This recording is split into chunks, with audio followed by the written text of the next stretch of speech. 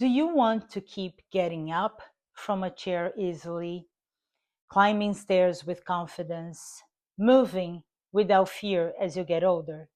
This video is for you. Mobility does not disappear overnight. It almost fades as we stop using certain muscle groups that allow us to keep active. Today I'm going to show you which muscle groups matter most as we age and what you can do to start supporting them with simple, realistic movement. This isn't about extreme fitness or challenging your limits. It's about staying capable in everyday life for longer. And if you're always busy, always short on time, or maybe you're just getting back into movement after a long break, you're in the right place. I'm going to explain the muscle groups first. Then I'm going to show you a few simple movements you can do right at home at your own pace. No need for equipment or the gym. So the first most important muscle group is your legs, especially your thighs and glutes. These muscles allow you to sit, stand, climb stairs, catch yourself if you lose balance. When leg strength declines is when people usually start avoiding movement. And this is when independence starts slipping. Strong legs mean fewer falls, more confidence. The second key area is your hips. Your hips control how you stand, your posture, how you walk. When they become weak or stiff, movement becomes almost unnatural.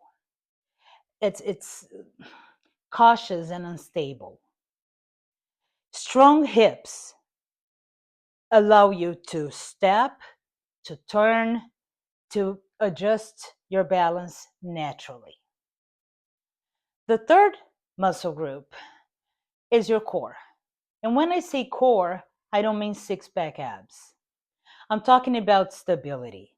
The muscles that help you stay upright, steady, and supported as you move. A strong core will protect your spine and improve balance in simple everyday tasks. Now, let me show you a few very simple movements that you can do to activate all of these muscle groups together. So, the first movement, and maybe the most important movement we can practice, we already do dozens of times a day. But normally, we don't actually pay attention if we're using our body correctly, which is the sit to stand or stand to sit. Sometimes I catch people just putting their hands down to hold their weight before they sit. So if you need to use your hands in the beginning, that's perfectly fine. But please try to let go as soon as you start feeling a little stronger in your legs. So the goal is to go as slow as you can. Also, engage your core. And when I say engage your core, all I mean is you're going to tighten the muscles in your midsection. So you're going to sit down very slowly. If you need your hands, that's fine. And sit upright. Once you're there, all you gotta do is stand up very much in control, as slow as you can. Try and repeat this 5 to 8 times. Take a little break and do it again. At least 3 times. This movement strengthens your legs, your hips, and your core all at once. The second movement is the hip hinge. Now, the hip hinge is almost like a bow. You're not going to bend at the waist, you're going to bend at the hips. So for this one, just to make sure we're doing it properly, I'm going to stand maybe a foot away from the wall. bend my knees a little bit, and I'm going to push my butt backwards into the wall. I'll do it slowly because otherwise I'm going to jump forward. As soon as I touch, I'm ready to stand up. Key points: do not tilt your pelvis back and forth, because if you tilt it forward, you're going to round your back. That's not good. If you tilt it back, you're going to hyperextend. That's also not good. So even if you have to put one hand in your back and one hand in your stomach to make sure that nothing is moving as you do this, that's perfectly fine. Your body will get used to it. So at some point, you're not going to be having to hold your stomach as you're sitting, I don't know, in public. The third movement is the weight shift. Now, the weight shift is very gentle and very simple movement.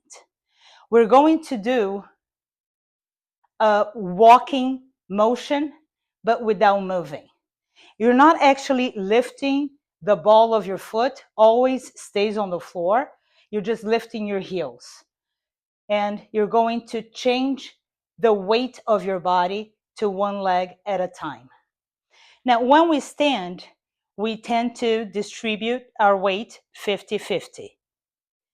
When we shift, when we lift one heel, it goes maybe 75 or 80% of our weight into one leg. So the same thing happens when we walk. So we're just lifting the heel and shifting the weight. This movement looks very simple, very easy, but it is extremely effective. It works not only the balance, but also coordination. Now, if this feels easy for you, that's okay. We're going to build on these movements. If it feels challenging, that's okay too. You can always go back to the videos and do as many times as you need until you feel comfortable. Remember that consistency matters more than intensity. Now, when these movements are done regularly, it can make a huge difference on how you move and how long you stay active, how long you stay independent. In future videos, I'm going to guide you step by step through very simple and very short routines that you can fit in any schedule. No need to drop everything and run to the gym. Just remember, you enjoy your independence? Keep moving.